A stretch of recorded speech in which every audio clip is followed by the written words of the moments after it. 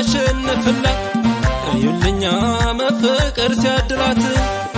ቦታ ይመርጥም ወይ መልካም ጊዜ ፍቅሯ ሲጥላ ዞሮ እንዳባዝ ለካ እንዲህ ነው የተያዙ ጊዜ